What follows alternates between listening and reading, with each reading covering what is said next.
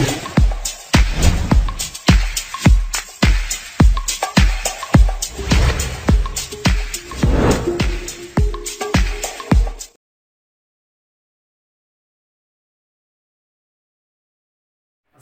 আলাইকুম।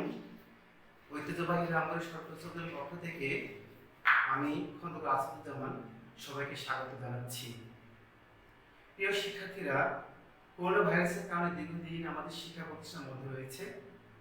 শিক্ষার্থীরা যাতে তাদের লেখাপড়ায় গতি সঞ্চার করতে পারে তার জন্য রামগড় সরকারি উচ্চ বিদ্যালয়ের পক্ষ থেকে এই ক্ষুদ্র প্রয়াস অর্থাৎ অনলাইন ভিত্তিক ক্লাসের মাধ্যমে আমরা শিক্ষার্থীদেরকে উজ্জীবিত করতে চাচ্ছি।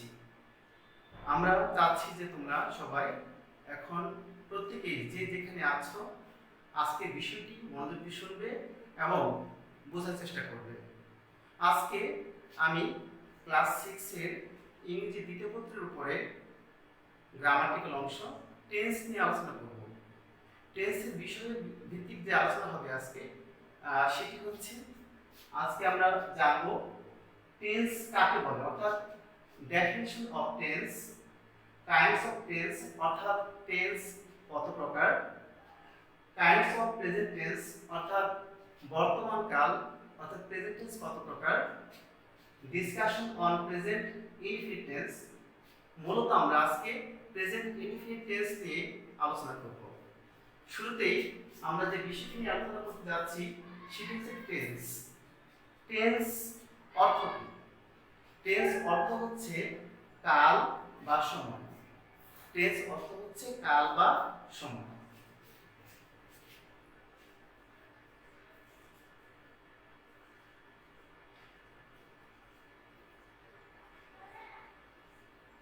আমরা যদি প্রশ্ন করি টেন্স কাকে বলে, কোন কাজ সংঘটিত হওয়ার সময়কে টেন্স বলে।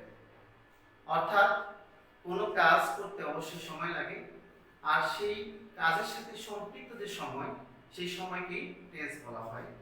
আমি লিখে দেখাচ্ছি, কোন কাজ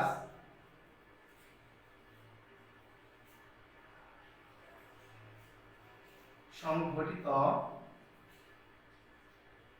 হওয়ার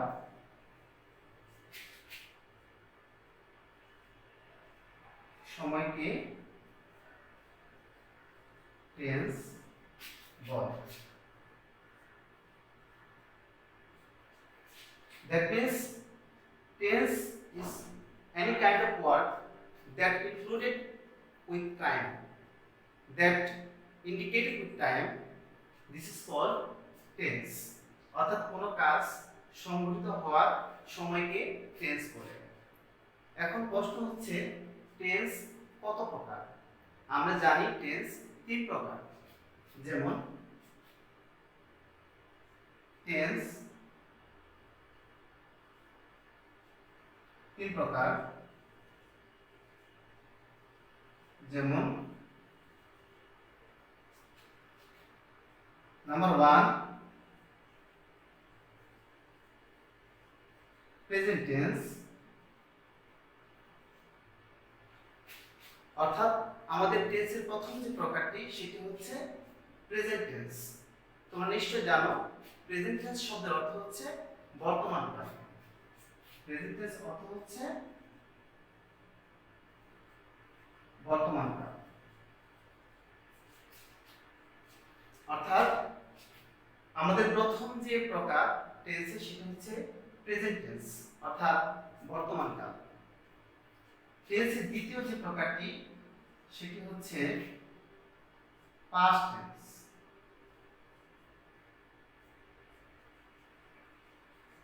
অর্থাৎ অতীতকাল।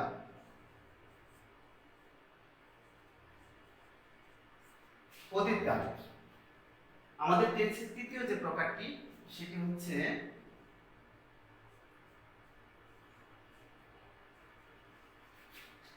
ফিউচার টেন্স, অর্থাৎ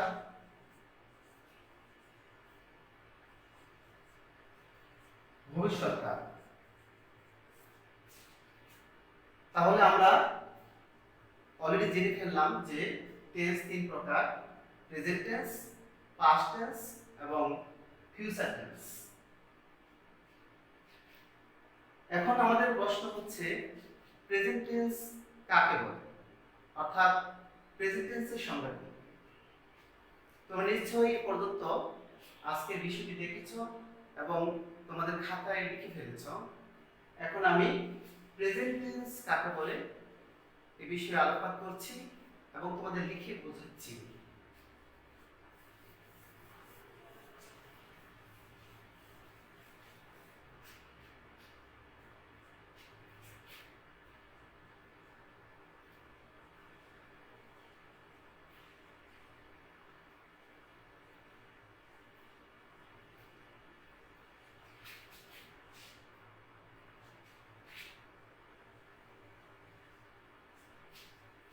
প্রেজেন্ট টেন্স, প্রেজেন্ট টেন্স কি বা কাকে বলে?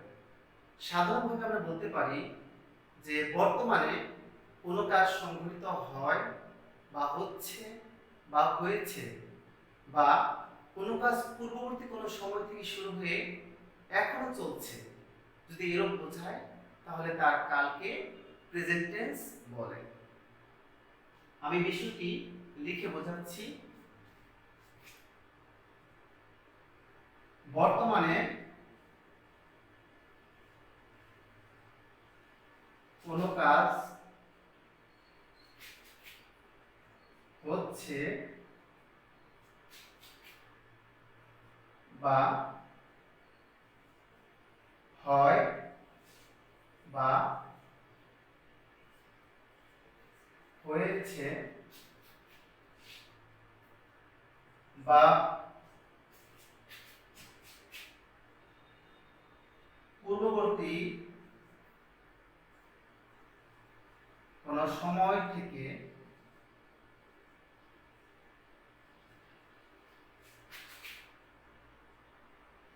শুরু হয়ে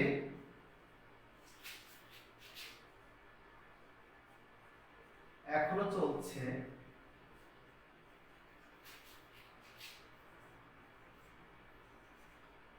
এরকম বোঝালে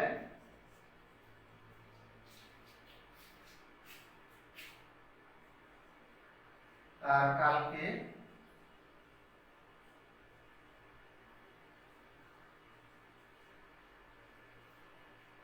প্রেজেন্ট টেন্স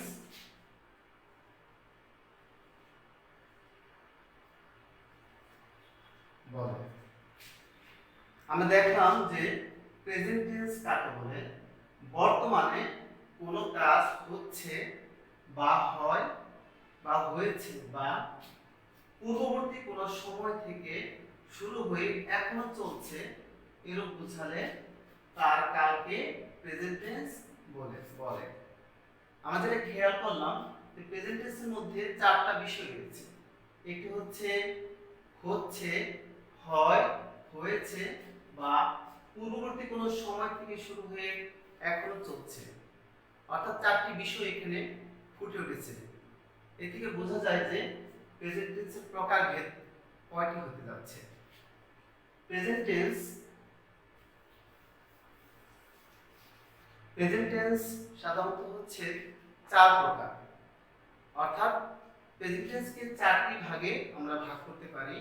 একটি হচ্ছে প্রেজেন্ট ইনডেফিনিট টেন্স, দ্বিতীয়টি হচ্ছে প্রেজেন্ট কন্টিনিউয়াস টেন্স, তৃতীয়টি হচ্ছে প্রেজেন্ট পারফেক্ট টেন্স এবং চতুর্থটি হচ্ছে প্রেজেন্ট পারফেক্ট কন্টিনিউয়াস টেন্স। আমরা এখন লিখে প্রকাশ করছি। তাহলে প্রেজেন্ট টেন্স হচ্ছে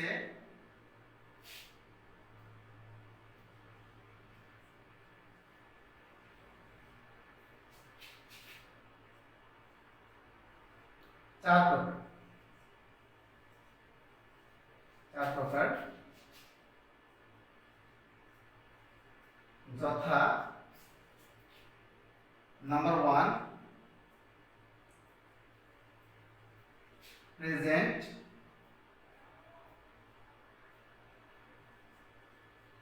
indefinite tense, present indefinite tense। দ্বিতীয়টি হচ্ছে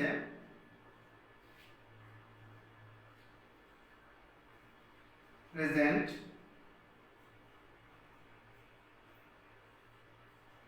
কন্টিনিউয়াস টেন্স,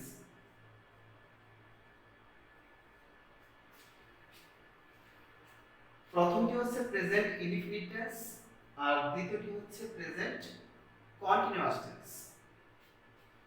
তৃতীয় যে প্রকারটি সেটি হচ্ছে প্রেজেন্ট পারফেক্ট টেন্স। চতুর্থটি হচ্ছে present perfect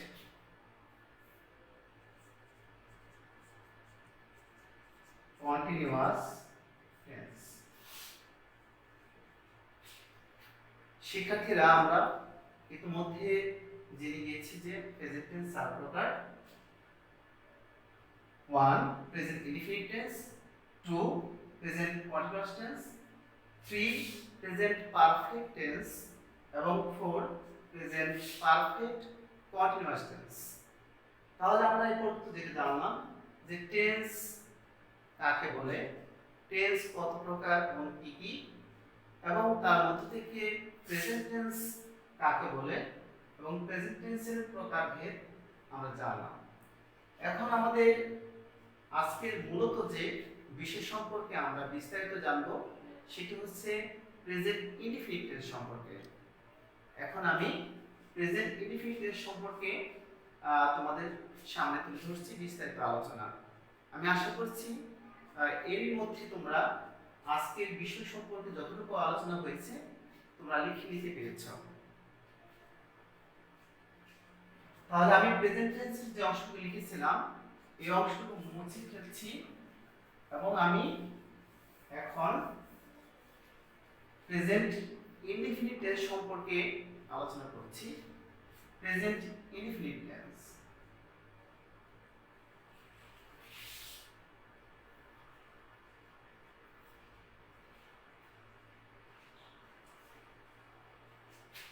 present indefinite tense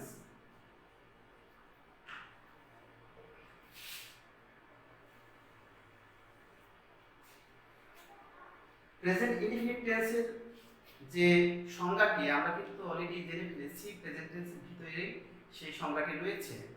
অর্থাৎ সেখানে একটা বিষয় ছিল যে বর্তমানে কোনো কাজ সংঘটিত হয় এরূপ বোঝালে সেই কাজটি সংঘটিত হতে যে সময় লাগে, যে কাল, তাকে বলা হয় প্রেজেন্ট ইনডিফিনিট টেন্স। তার মানে আমরা বলতে পারি যে বর্তমানে কোনো কাজ সংঘটিত হয় এরূপ বোঝালে তার কালকে প্রেজেন্ট ইনডিফিনিট টেন্স বলে।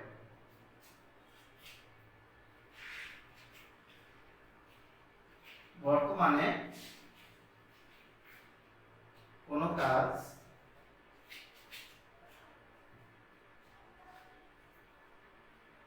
সংঘটিত হয় এরূপ বোঝালে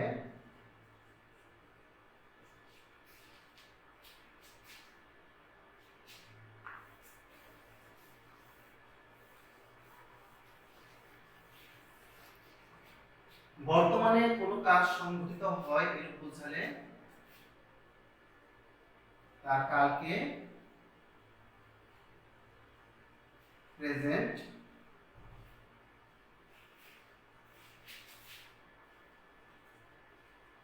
ইনডিফিনিট টেন্স বলে।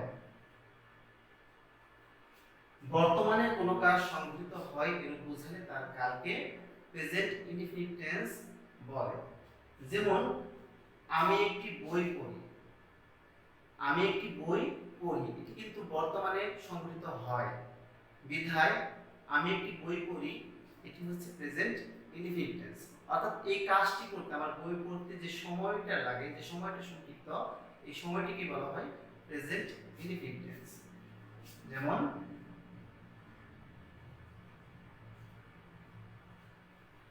আমি একটি বই পড়ি। লক্ষ্য করে দেখো এখানে আমি একটি বই পড়ি অর্থাৎ পড়ি ই যুক্ত আছে। এখানে পড়িটা হচ্ছে একটি বাংলা ক্রিয়া, যেটাকে আমরা ইংলিশে বলি ভার্ব, অর্থাৎ ভার্বকে বাংলায় বলা হয় ক্রিয়া, অর্থাৎ পড়ি এর সাথে ই যুক্ত আছে। তা আমি এরকম বলি, তুমি একটি বই পড়ো। তুমি একটি বই পড়ো অর্থাৎ এখানে অযুক্ত আছে। সে একটি বই পড়ে, অর্থাৎ এখানে এ যুক্ত আছে। তিনি একটি বই পড়েন, অর্থাৎ এখানে এন যুক্ত আছে। তাহলে আমরা যেটা দেখলাম যে প্রেজেন্ট ইনডিফিনিট টেন্সে বাংলা বাক্যে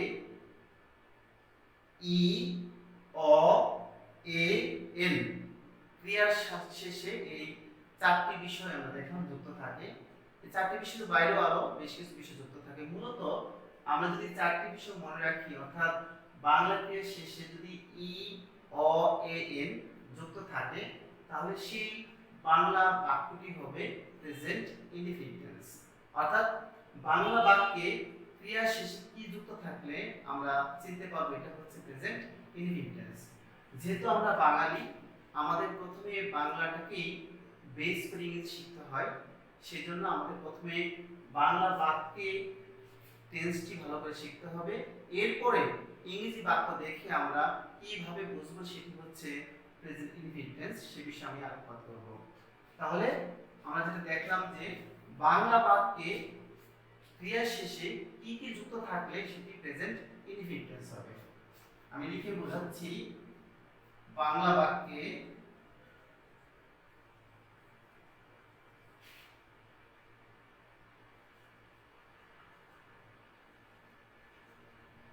ক্রিয়ার শেষে ই, অ, এ, এন ইত্যাদি যুক্ত থাকলে তা প্রেজেন্ট ইনডিফিনিট টেন্স হবে। অর্থাৎ বাংলা বাক্যে ক্রিয়া শেষে যদি ই, অ, এ, এন ইত্যাদি যুক্ত থাকে, তাহলে তা প্রেজেন্ট ইনডিফিনিট টেন্স হবে। প্রেজেন্ট ইনডিফিনিট হবে, that means present indefinite tense হবে। তার আমি যদি এরকম বাংলা ক্রিয়া বলি, যেমন হচ্ছে ধরা হচ্ছে একটি বাংলা ক্রিয়া, তাহলে যদি আমি এই ফর্মুলায় ফেলে দিই এটাকে ধরা, তাহলে হবে ধরি, ধর, ধরে, ধরেন। আমি যদি বলি তিনি একটি মাছ ধরেন, তাহলে এটা কোন টেন্স হবে? অবশ্যই তোমরা বুঝতে পেরেছো, এটি হবে প্রেজেন্ট ইনডিফিনিট টেন্স, কারণ এখানে এন যুক্ত আছে বাংলা ক্রিয়ার শেষে। ঠিক আমি যদি বলি যে তিনি একটি বই কিনেন, তাহলে এই যে কিনেন এখানে এন যুক্ত আছে। আর যদি বলি আমি একটি বই কিনি, তাহলে ই যুক্ত রয়েছে। তুমি একটি বই কিনো, তাহলে অ যুক্ত রয়েছে। সে একটি বই কিনে, এ যুক্ত রয়েছে। তাহলে আমরা দেখলাম যে যে কোনো বাংলা ক্রিয়ার শেষে যদি ই, অ, এ, এন ইত্যাদি যুক্ত থাকে, তাহলে সেই বাংলা বাক্যটি হবে প্রেজেন্ট ইনডিফিনিট টেন্সের। এখন আমরা ইংরেজি বাক্য দেখে, অর্থাৎ ইংলিশ সেন্টেন্স দেখে কি করে বুঝবো এটা প্রেজেন্ট ইনডিফিনিট টেন্স, আর তখন আমাদের জানতে হবে প্রেজেন্ট ইনডিফিনিট টেন্সের স্ট্রাকচারটি। এখন আমি তোমাদের প্রেজেন্ট ইনডিফিনিট টেন্সের স্ট্রাকচারটি লিখে দেখাচ্ছি। তাহলে প্রেজেন্ট ইনডিফিনিট টেন্সের স্ট্রাকচারটি হবে, তোমরা নিশ্চয়ই এর মধ্যে লিখে নিয়েছ। যেহেতু এটি হচ্ছে একটি রেকর্ডেড ক্লাস, তোমরা অবশ্যই এটি পরবর্তীতে লিখতে পারবে, তবে অবশ্যই তোমরা এখানে বোঝার চেষ্টা করবে। আমি এখন প্রেজেন্ট ইনডিফিনিট টেন্সের স্ট্রাকচারটি লিখব, অর্থাৎ কিভাবে আমরা একটি ইংলিশ সেন্টেন্স দেখে বুঝতে পারবো এটি হচ্ছে প্রেজেন্ট ইনডিফিনিট টেন্সে রয়েছে, অর্থাৎ স্ট্রাকচারটি কি হবে।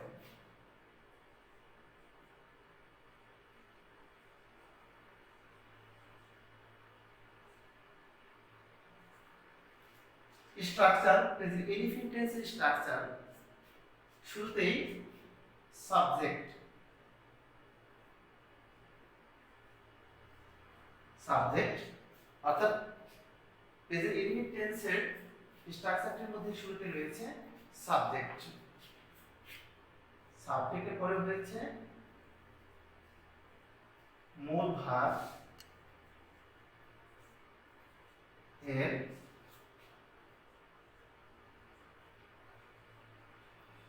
Present form, object plus extension. প্রিয় শিক্ষার্থীরা, তোমরা লক্ষ্য করে দেখবে প্রেজেন্ট ইনডিফিনিট টেন্সের স্ট্রাকচারটি প্রথমে রয়েছে সাবজেক্ট প্লাস মূল ভার্বের present form plus object plus extension. তাহলে আমরা যেটা খেয়াল করি, সবার প্রথমে রয়েছে সাবজেক্ট। সাবজেক্ট কি? এক কথায় যদি সহজ করে বলা যায়, সাবজেক্ট হচ্ছে যিনি কাজ করেন তাকে সাবজেক্ট বলে। যেমন আমি যদি বলি আমি একটি বই পড়ি, এখানে কাজটা কিন্তু আমি করছি, এই জন্য আমি হচ্ছে সাবজেক্ট। আর যদি বলি তুমি একটি বই পড়ো, তাহলে এখানে সাবজেক্ট কে হবে? নিশ্চয়ই তুমি, কারণ তুমি বই পড়ার কাজটি সম্পন্ন করছো। তাহলে এক কথায় আমরা যদি বলি সাবজেক্ট কি, তাহলে আমরা যেটা জানতে পারি সেটি হচ্ছে যিনি কাজ করেন তাকে বলা হয় সাবজেক্ট। এরপরে মূল ভার্ব এর প্রেজেন্ট ফর্ম। ভার্ব কি? ভার্ব হচ্ছে যে ওয়ার্ড দ্বারা কাজ করা বোঝায় তাকে বলা হয় ভার্ব।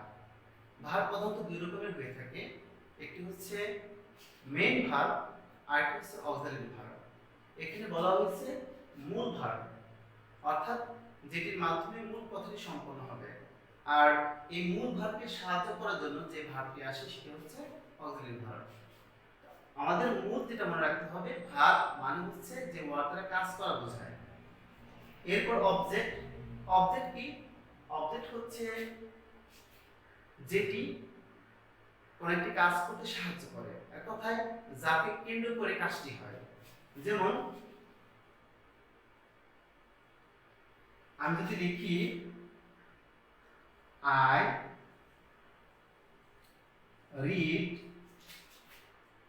a book, তাহলে এখানে I হচ্ছে সাবজেক্ট, read হচ্ছে ভার্ব এবং a book হচ্ছে অবজেক্ট। সাবজেক্ট, ভার্বের প্রেজেন্ট ফর্ম এবং অবজেক্ট। তাহলে এই স্ট্রাকচারটি অবশ্যই এই স্ট্রাকচার সে নিয়ে যাচ্ছে, অর্থাৎ প্রেজেন্ট ইনডিফিনিট টেন্সের স্ট্রাকচার হবে সাবজেক্ট প্লাস মূল ভার্বের present form plus object plus extension. I read a book, এখানে যদি বলা হয় যে আমি একটি বই পড়ি, এটার অর্থ, অর্থাৎ কে বই পড়ে, অর্থাৎ কাজটা কে করছে? নিশ্চয় আই, এই জন্য আই হচ্ছে সাবজেক্ট। আর আমরা বলছি যে যিনি কাজ করেন তাকে বলা হয় সাবজেক্ট। আর ভার্ব, ভার্ব হচ্ছে যে ওয়ার্ড দ্বারা কাজ করা বোঝায় তাকে বলা হয় ভার্ব। এখানে রিড, রিড অর্থ পড়া। আমরা জানি পড়া, যাওয়া, ধরা, খেলা, কেনা, এই সব বিষয়গুলো হচ্ছে কাজ। আর এখানে রিড দ্বারা কাজকে বোঝানো হয়েছে, আর যেটি দ্বারা কোনো কাজকে বোঝানো হয় সেটি হচ্ছে ভার্ব। এ বুক, এটা হচ্ছে অবজেক্ট। আমরা বলেছি যে যাকে কেন্দ্র করে কাজটি হয় তাকে বলা হয় অবজেক্ট। এখন যদি এখানে বই না থাকে তাহলে তো পড়ার কাজটি সম্পূর্ণ হবে না। এই জন্য বইকে কেন্দ্র করে কাজটি হয়েছে, যার ফলে এটি হচ্ছে অবজেক্ট। আর আই রিড এ বুক, এটি হচ্ছে প্রেজেন্ট ইনডিফিনিট টেন্স। এরকম করে আমি লিখতে পারি you read a book, he reads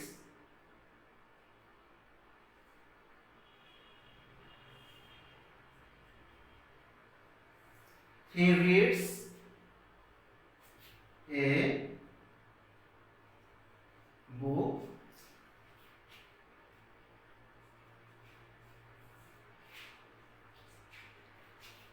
they read a book। অর্থাৎ এই সব সেন্টেন্স হচ্ছে প্রেজেন্ট ইনডিফিনিট টেন্সের উদাহরণ। অর্থাৎ আই রিড এ বুক, আমি একটি বই পড়ি। আমরা যে বাংলা বাক্যে প্রেজেন্ট ইনডিফিনিট টেন্সের যে উপায় বলেছিলাম পড়ি, সেটা আমরা ইংরেজি বাক্যে দেখলাম যে সাবজেক্ট মূল ভার্বের present form plus object plus এক্সটেনশনের মাধ্যমে। তাহলে এখানে I read a book, subject I, read হচ্ছে ভার্ব আর এ বুক হচ্ছে অবজেক্ট। কিন্তু এখানে কোনো এক্সটেনশন নেই। আমরা যদি এখানে এক্সটেনশন যুক্ত করতে চাই এরকম হতে পারে যে I read a book everyday, I read a book everyday, অর্থাৎ আমি প্রতিদিন একটি বই পড়ি। সেক্ষেত্রে এই এভরিডে হবে এক্সটেনশন।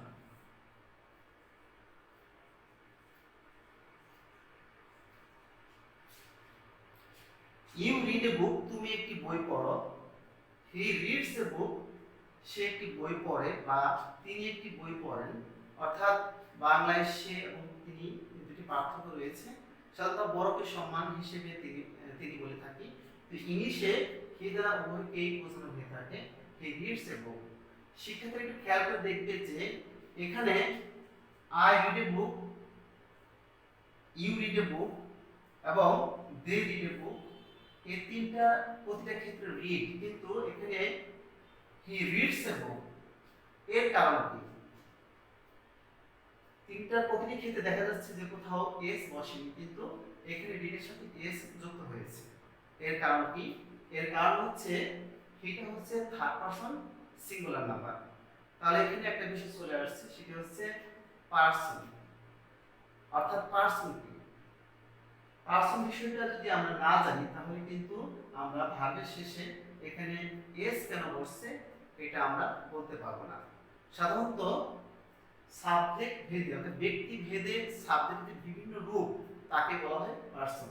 আমরা জানি পারসন হচ্ছে তিন প্রকার: ফার্স্ট পারসন, সেকেন্ড পারসন এবং থার্ড পারসন।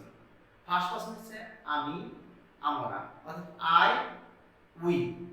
আর সেকেন্ড পারসন হচ্ছে ইউ, অর্থাৎ তুমি। তাহলে আই, উই, ইউ এই তিনটি বাদ দিয়ে পৃথিবীতে যা কিছু আছে সবই হচ্ছে থার্ড পারসন। আমরা যদি সহজ করে বলতে যাই কবিতার ভাষায়, আমি তুমি ছাড়া জগতে আছে যারা, থার্ড পারসন তারা। অর্থাৎ আই, ইউ এবং উই বাদ দিয়ে পৃথিবীতে যা কিছু আছে সবই হচ্ছে থার্ড পারসন। অর্থাৎ এখানে হিটা হচ্ছে থার্ড পারসন, আর হি থাকার কারণে ভার্বের শেষে এখানে এস যুক্ত হয়েছে। কিন্তু শুধুমাত্র থার্ড পারসন থাকলে হবে না, এখানে ডেটা কিন্তু থার্ড পারসন, তারপর কিন্তু এখানে ভার্বের শেষে এস বা এস যুক্ত হয়নি। তার মানে শুধু থার্ড পারসন হলে হবে না, সেটা হতে হবে সিঙ্গুলার নাম্বার। তাহলে আমাদের নাম্বার জানতে হবে। নাম্বার কি? নাম্বার হচ্ছে কোন একটি সংখ্যার প্রকাশ। যখন সেটি একটি সংখ্যাকে প্রকাশ করে তাকে বলা হয় সিঙ্গুলার নাম্বার, আর যখন একের অধিক সংখ্যা প্রকাশ করে তখন তাকে বলা হয় প্লুরাল নাম্বার। এখানে হিটা হচ্ছে একটি সংখ্যা অর্থাৎ একজনকে বুঝিয়েছে, এই জন্য হিটা হচ্ছে থার্ড পারসন সিঙ্গুলার নাম্বার, যার কারণে ভার্বের শেষে এস বা এস যুক্ত হয়েছে। এখন আমরা জানবো যে থার্ড পারসন সিঙ্গুলার নাম্বার হলে ভার্বের শেষে এস বা এস কেন যুক্ত হয়? আমরা লিখে দিচ্ছি যে সাবজেক্ট যদি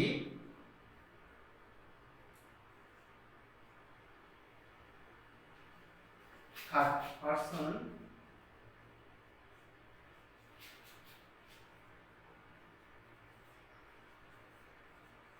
singular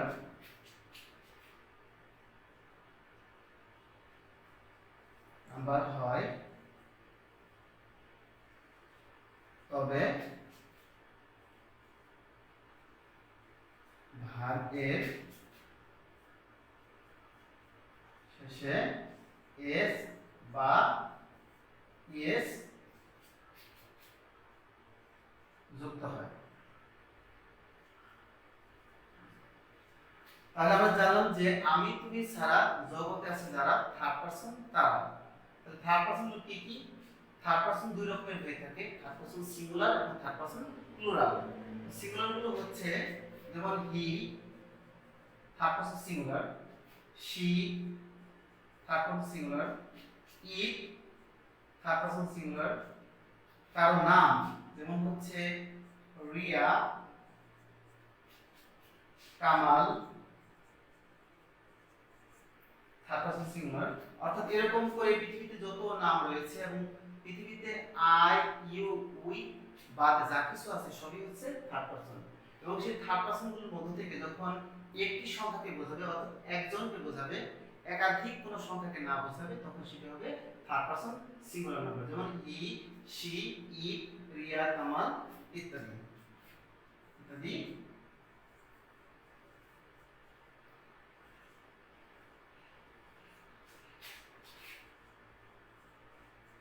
third person singular number.